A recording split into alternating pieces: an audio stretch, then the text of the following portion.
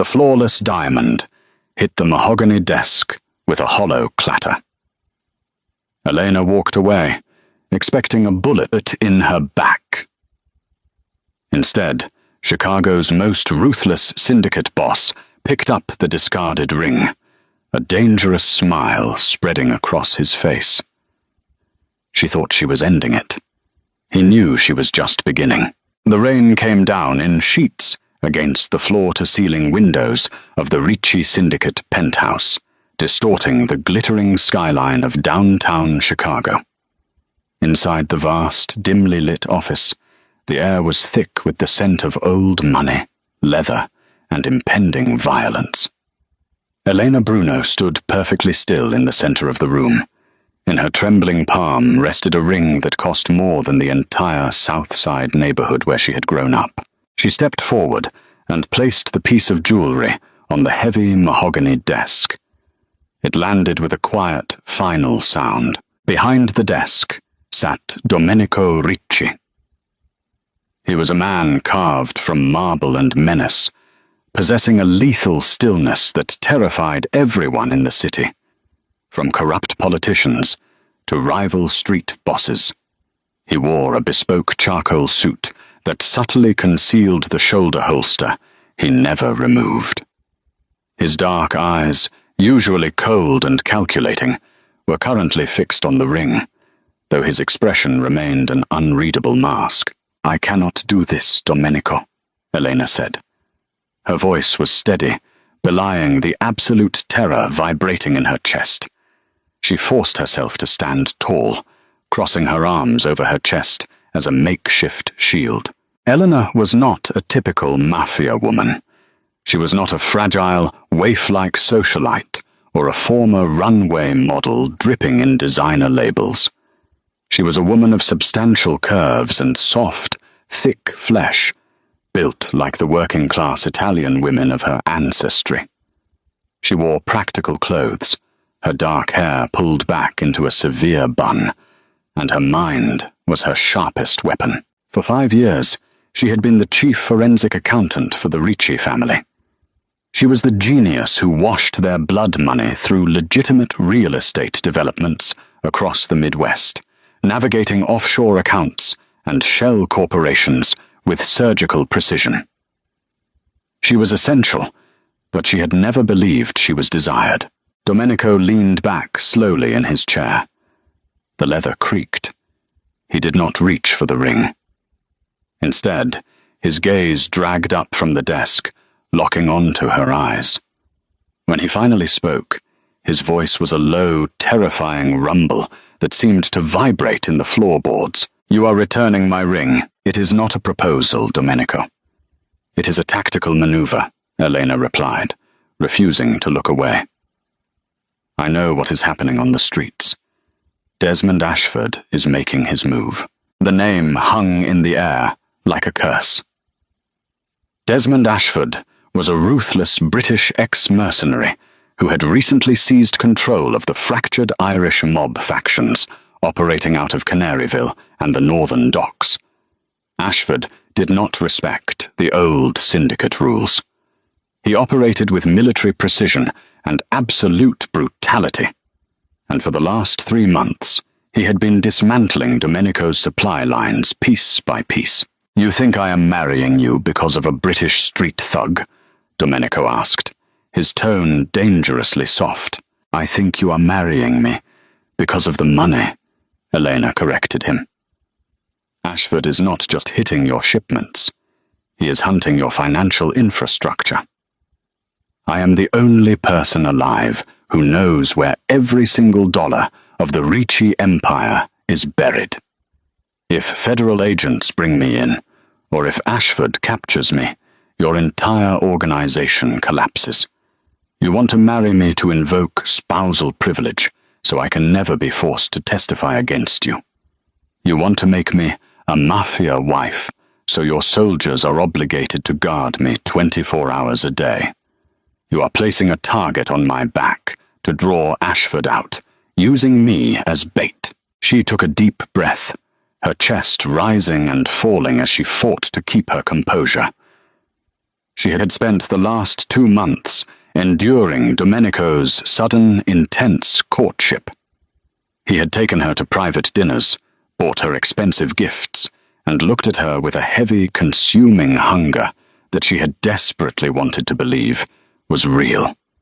But she was a woman of logic. Billionaire crime bosses did not fall in love with their plus-sized, pragmatic accountants. It was a transaction. I have given you 5 years of flawless loyalty. Domenico, Elena continued, her voice cracking slightly. I have kept you out of federal prison, but I will not surrender my entire life to become a pawn in a mob war. I am leaving Chicago tonight. My resignation is on the server. Domenico sat in silence for a long time. The tension in the room was suffocating. He slowly placed his large, scarred hands on the desk. He had killed men for simply interrupting him, yet as Elena openly defied him, he did not reach for his weapon. You think you can just walk away, Elena? He asked softly. I am walking away right now, she said. She turned her back on the most dangerous man in Illinois and walked toward the heavy oak doors. Every step felt like walking through quicksand. She expected to hear the metallic click of a gun being cocked, or the heavy footsteps of his enforcers moving to block her path. But the room remained dead silent. She reached the door, grabbed the brass handle, and stepped out into the hallway. Back in the office, Domenico Ricci finally moved. He reached out and picked up the ring. He held the diamond up to the dim light of his desk lamp, examining the custom-forged band. A dark, predatory smile slowly touched the corners of his mouth. She thought she had uncovered his grand strategy. She had absolutely no idea about the depth of his obsession. Elena rushed through the torrential rain, pulling her trench coat tight around her body as she unlocked the door to her apartment in the South Loop. She knew she had roughly 2 hours before Domenico's men would be dispatched to drag her back. She needed to pack a single bag, wipe her personal hard drives, and drive straight to O'Hare Airport. She had a fake passport and enough clean cash stashed in a Montreal account to disappear forever. She threw a heavy duffel bag onto her mattress and began shoving clothes into it. Her heart was hammering a frantic rhythm against her ribs. Rejecting Domenico had broken something deep inside her.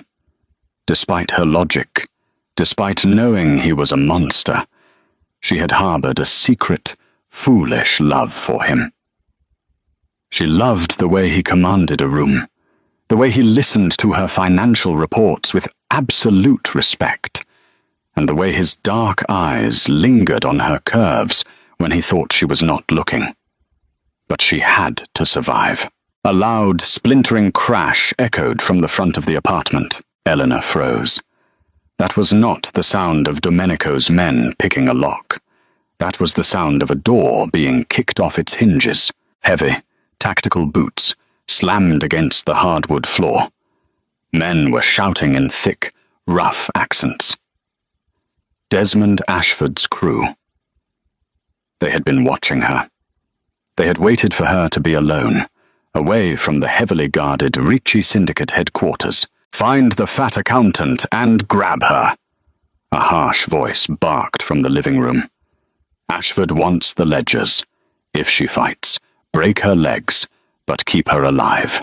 Panic threatened to paralyze her, but Elena forced it down.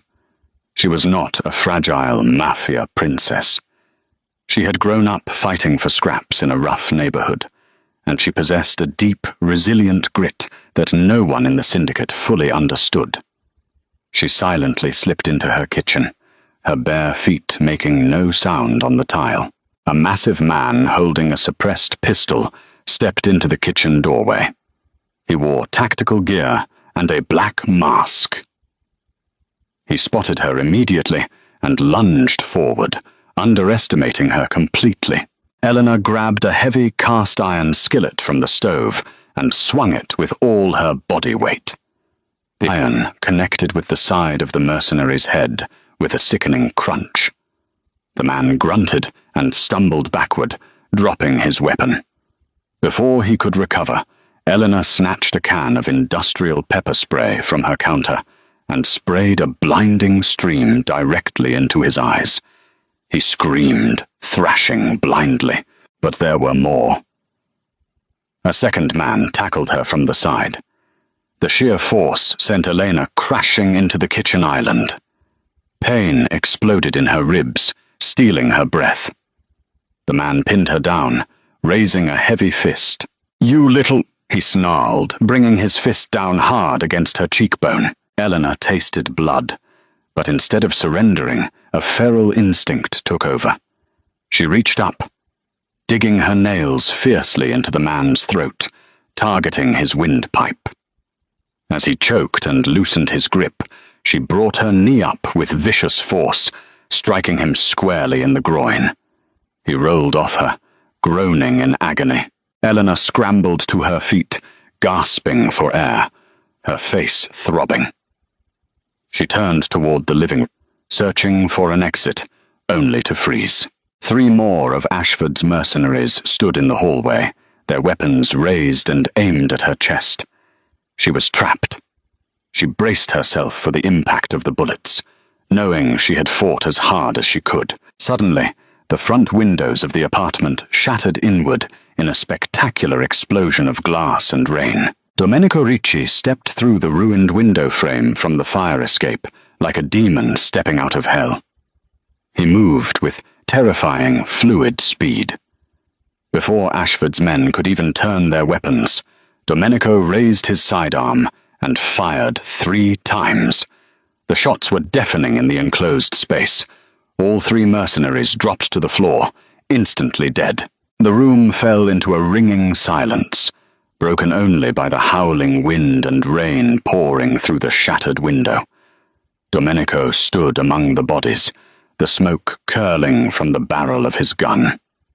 He looked like a god of violence. His eyes scanned the room until they locked onto Elena, seeing the blood on her face. A terrifying, animalistic fury flashed across his features. He holstered his weapon, stepping over the corpses without a second glance, and closed the distance between them. "Are you severely broken?" he demanded, his hands gently gripping her shoulders, completely contrasting his brutal arrival. "No," she gasped, leaning into his touch despite her better judgment. "My ribs hurt, but I can walk." He did not let her walk. Domenico scooped her up into his arms effortlessly, ignoring her weight as if she were made of feathers. He carried her out of the ruined apartment, down the back stairs, and into an armored SUV waiting in the alleyway. 30 minutes later, Elena was sitting on the edge of a plush leather sofa in a highly secure Ricci safe house located deep underground. The bleeding on her cheek had stopped, cleaned and bandaged by Domenico himself. He had discarded his suit jacket, his white shirt stained with rain and blood. He stood across from her, holding a glass of whiskey. He set it down, reached into his pocket, and pulled out the 4-carat diamond ring. Eleanor looked away. "I told you, Domenico. I will not be your pawn. Ashford almost took me tonight. The ring does not protect me. It was never meant to be a shield against Ashford," Domenico said softly, pacing slowly toward her. "And it was never about the money, Elena. You are the smartest woman I have ever met, yet you are completely blind to what is right in front of you." He knelt in front of her, placing himself lower than her, a position of absolute submission that sent a shockwave through her system. Kapos did not kneel. "Look at the band, Eleanor. Look at it closely." He handed the ring back to her. Hesitantly, she took it. Under the bright lights of the safe house, she noticed for the first time that the metal was not standard platinum or gold. It had a dark, matte finish, swirling with a strange metallic grain. "Do you remember 2 years ago, when the Russian syndicate ambushed my convoy?" Domenico asked, his voice rough with emotion. "You were in the car with me. I took a bullet to the shoulder. You dragged me into an alley dug the bullet out of my flesh with a pocket knife, and kept pressure on the wound until the medic arrived. You saved my life. Eleanor swallowed hard, nodding. She remembered the blood, the terror, and how he had held her hand the entire time. The metal of this ring, Domenico continued, was forged by melting down the casing of that exact bullet, mixed with the gold from my late mother's wedding band. Eleanor gasped, her eyes widening as she looked down at the dark metal in her palm. And the diamond, he said, leaning in closer. It is a legendary stone in the Underworld. It is called the Widowmaker. In the Ricci family history, giving a woman this stone means she is granted absolute sovereign authority over my men. It means if anyone disrespects you, you have the authority to order their execution, and my soldiers must obey. It is not a leash, Elena. It is a crown. But why? She whispered, tears finally welling in her eyes. Why me? I am not cut out for this world, Domenico. Look at me. I am not like the women you associate with. I am heavy. I am plain. I am just a numbers girl. Domenico's jaw tightened in anger, not at her, but at the world that had convinced her she was less. He reached up, cupping her face with his large hands, his thumbs gently brushing her jawline. I despise those women, he snarled softly. They are fragile, brittle glass. They break at the first sign of pressure. But you are a goddess of flesh and steel. I have watched you dismantle my enemies in the boardroom, and tonight I watched you fight off trained killers with your bare hands. I am obsessed with your mind, Elena, but I am equally consumed by your body. Every curve, every inch of your softness. I do not want skin and bones. I want a woman who is solid, warm, and real. I want you. I took the ring from her trembling fingers. I had this ring cast perfectly, to the exact millimeter of your finger, he confessed, his voice dropping to a gravelly whisper. I measured your hand while you fell asleep on my couch, reading ledgers last month.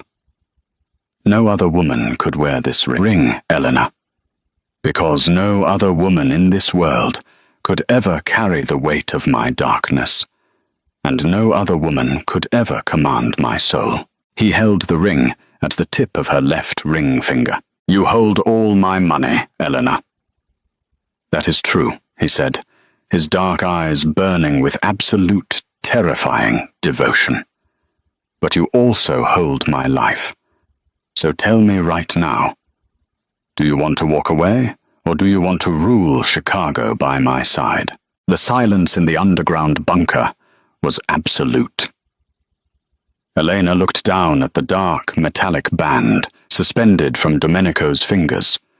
The diamond caught the harsh, fluorescent light, throwing fractured rainbows across his scarred knuckles. Her breath hitched. For 5 years, she had buried herself in spreadsheets and tax codes, believing her value was purely numerical.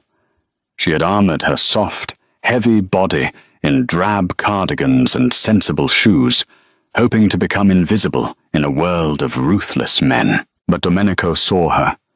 He had always seen her. Slowly, her trembling hand reached out. She did not take the ring from him. Instead, she extended her left hand, offering her fingers to the mob boss kneeling at her feet. Domenico let out a harsh, ragged breath. His dark eyes flared with a triumph so fierce it bordered on terrifying. With reverent precision, he slid the ring onto her finger. It was a flawless, seamless fit. The heavy metal felt instantly warm against her skin, grounding her. As Domenico rose to his full height, the dynamic in the room fundamentally shifted. He did not pull her into a gentle, romantic embrace. He gripped her waist with both hands, his large fingers digging possessively into the soft, generous curve of her hips, pulling her flush against his solid frame. He kissed her with an aggressive, consuming desperation. It was a kiss forged in gunpowder and adrenaline, tasting of whiskey and the blood on her lip.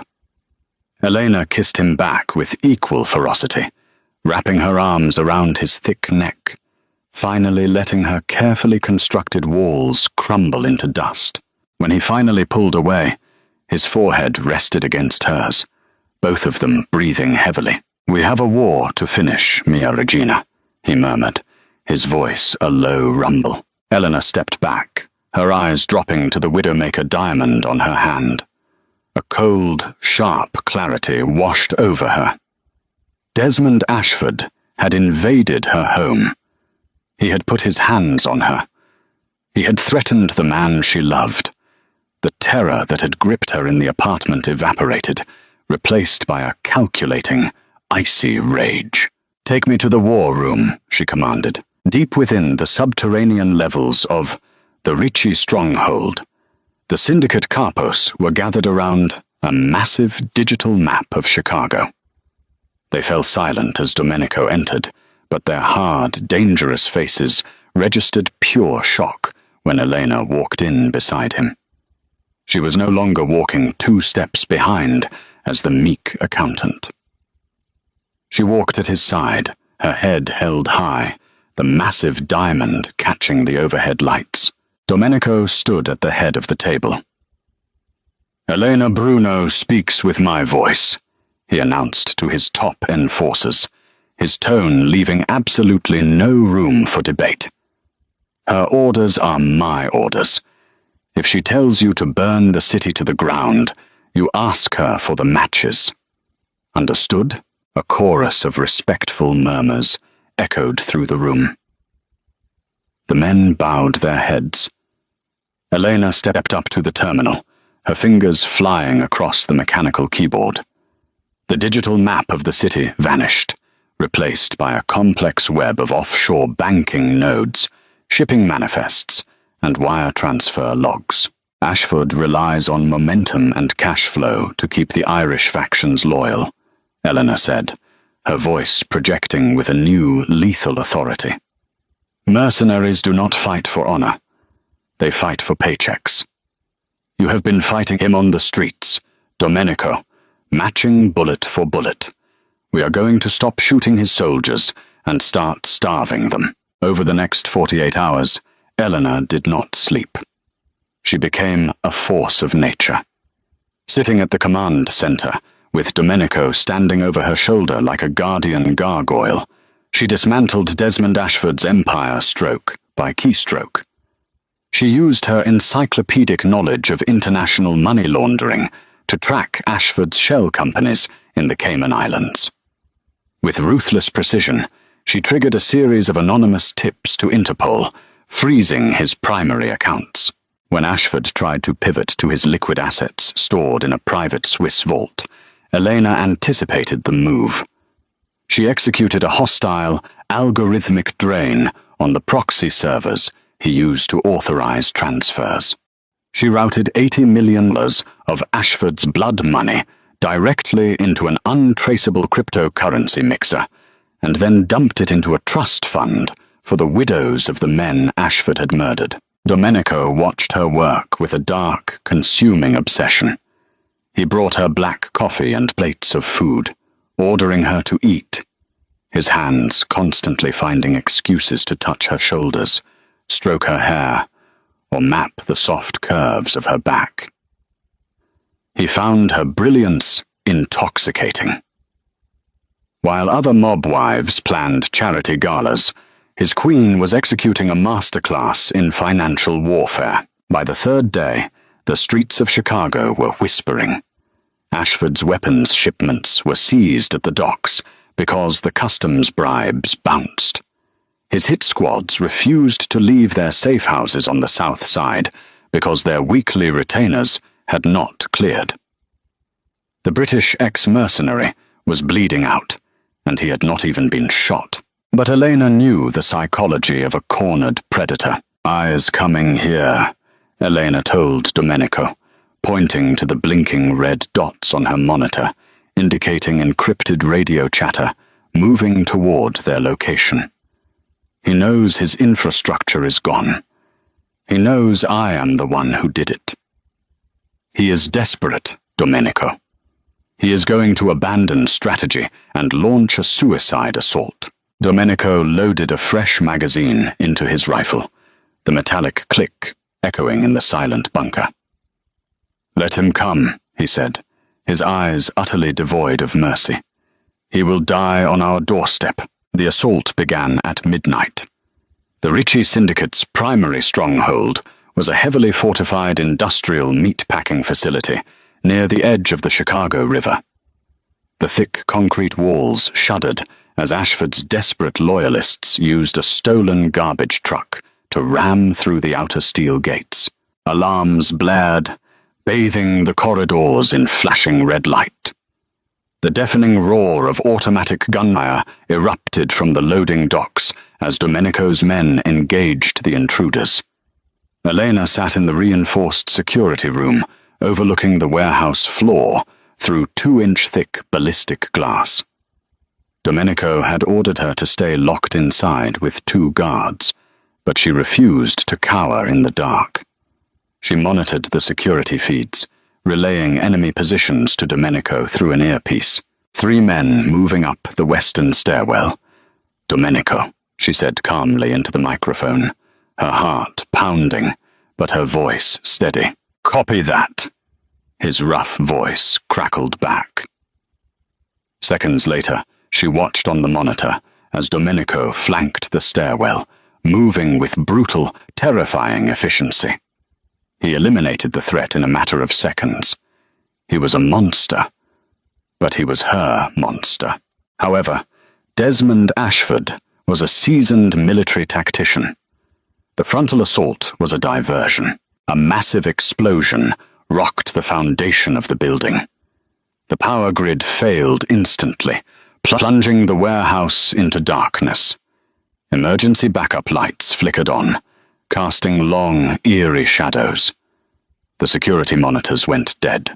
"Elena, status!" Domenico's voice barked through the earpiece. "The cameras are blind,"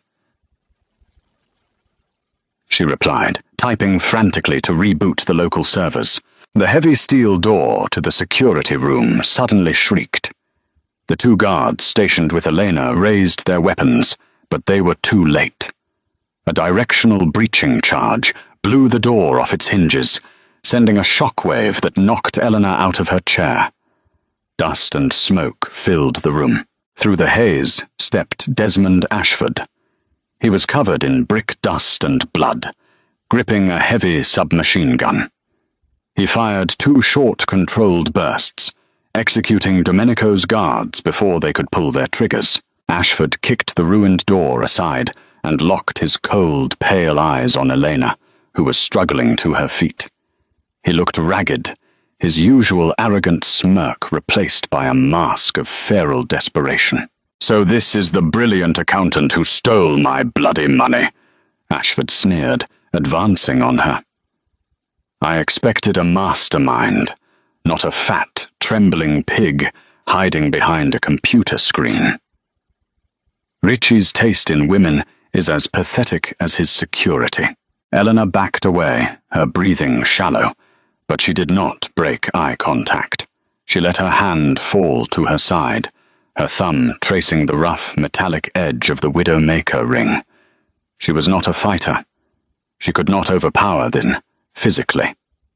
But she had spent the last 3 days inside his organization's financial veins. She knew a secret he did not. "You think you are going to walk out of this building, Desmond?" Elena asked, her voice surprisingly steady. "I know I am," he spat, raising the barrel of his gun toward her chest. "Because I am going to use you as a human shield to march right past Ricci, and then I am going to blow your brains all over Lower Wacker Drive." "You are a dead man," Elena said, stopping her retreat and standing her ground. Her heavy, solid frame radiated a sudden, imposing authority. "And you are not going to be killed by Domenico. You are going to be killed by your own men." Ashford let out a harsh, barking laugh. My men are out there dying for me, are they? Eleanor tilted her head. An hour ago, I found the routing numbers for your top 3 lieutenants, the ones guarding your flank outside this very door. You could not pay them this week. So I did. I transferred $5 million into each of their accounts. But the funds are held in escrow. They only clear on one condition. Ashford's laughter died in his throat. His pale eyes widened in sudden, dawning horror. Proof of your death, Eleanor finished coldly. Footsteps echoed in the hallway behind Ashford. The British mercenary spun around, raising his weapon, but he was too slow. 3 of his own men stood in the doorway, their guns raised and trained directly on him. Sorry, boss, one of the lieutenants said. $5 million is a lot of money. They opened fire. Ashford jerked violently as the bullets tore through his body armor, dropping him to the concrete floor in a pool of his own blood. The lieutenants lowered their weapons and looked at Elena. She stood tall, holding up her left hand. The massive diamond caught the dim emergency lights. The men recognized the legendary stone and the absolute authority it represented. They slowly lowered their heads in a gesture of submission, then turned and fled down the hallway, leaving their former boss bleeding out. Seconds later, Domenico burst into the room through the shattered doorway. He was covered in soot, his eyes wild with a terrifying panic. When he saw the dead guards and Ashford's body on the floor, he let out a guttural roar and rushed to Elena. He dropped his weapon and pulled her against his chest, burying his face in her neck, breathing in her scent. He was shaking. The most feared man in the Midwest was trembling. "Are you hurt?" he demanded, his large hands frantically checking her body for wounds. "Did he touch you?" "I am fine, Domenico," she whispered, wrapping her arms around his waist, resting her head against his solid chest. He never laid a finger on me. Domenico pulled back, looking from her to the bleeding corpse of his enemy. His eyes narrowed in confusion. "How did he die?" "I bought his men," Elena said simply. "I told you, Domenico. Mercenaries fight for paychecks." Domenico stared at her, utterly stunned. Then a slow, dark, incredibly proud smile spread across his face. He reached down, took her left hand, and pressed a deep kiss against the knuckles just above the Widowmaker diamond. "You are a magnificent, terrifying creature, Elena Bruno," he murmured, his voice thick with raw devotion. He stepped over to Ashford's body. The mercenary was still clinging to life, coughing up blood, his eyes wide with shock and betrayal. Domenico drew his sidearm and pointed it down at the man who had dared to threaten his queen. "You called her weak," Domenico said, his voice as cold as the bottom of the Chicago River. But she dismantled your empire from a desk, and she bought your life for a fraction of what I would have paid. Look at her, Ashford. Look at the woman who ended you." Ashford's dying gaze shifted to Elena. She stood next to Domenico, solid, unyielding, and utterly victorious. Domenico pulled the trigger, ending the war. He turned back to Elena, holstering his weapon. The sirens of the Chicago Police Department could be heard wailing in the distance, but inside the ruined security room, there was only the quiet intimacy of 2 people who had survived the fire together. Domenico pulled her close again, his hand resting heavily on her soft hip, claiming her wholly and completely. She was no longer just the accountant. She was the architect of his empire, the keeper of his soul, and the only woman who could ever wear the weight of his crown.